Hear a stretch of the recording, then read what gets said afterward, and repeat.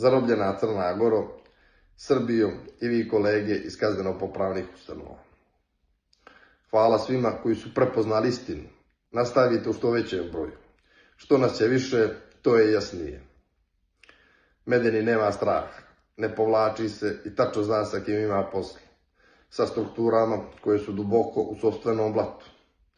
Pa se onda iznenade kad primijete da nešto ne miriše kako treba. Idemo dalje, istrajemo zajedno, dok hulju ne pošaljemo gdje je mjesto.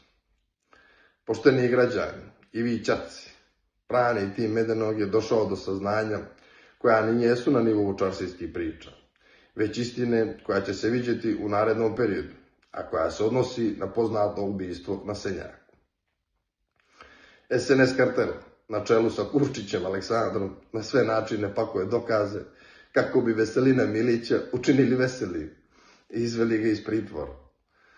Veselin je privilegovan u CZ-u, smješten u drugom bloku, u ćeliju koja ne gleda na krug i nema prozora, kako niko ne bi mogao da mu dobacuje.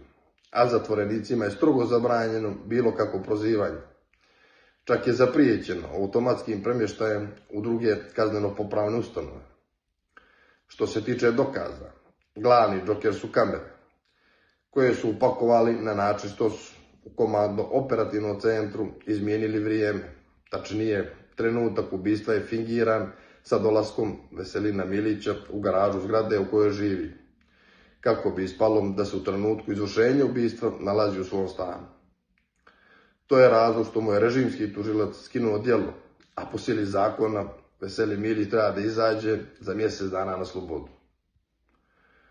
Džaba struktura MUP-a, koja ga ne voli i koja hapsi druge službenike na čelu sa Milićevim kumom, koji je komandant interventne jedinice i koji ga je prvi izdao i uvalio za pucnjavu koja se desila u novembru mjesecu u restoranu Stek Wine, čiji akteri su bili pokojni Baja, Boske i još neka kriminogena lica. Naravno, Veselin Milić je naredio da se događaj ne zavodi u biltenu događaja, a sve izneseno je potvrdio komandir interventne jedinice, a tužilac odbacio kao neosnovane optužbe, jer ne vjeruje da je Milić usmeno izdao naredbu. Pošteni građani, u sljedećem videu, između ostalih, otkrivam zašto je Milić nezgodan svjedok. A vi, čaci, mirni budite. Papir i olovku u ruke i zapisujte šta Medeni piše. Ne očekujem da sve zapamtite iz prve. Ipak je memorija za vas ograničen resurs. Toliko za danas, voli vas vaš Medeni.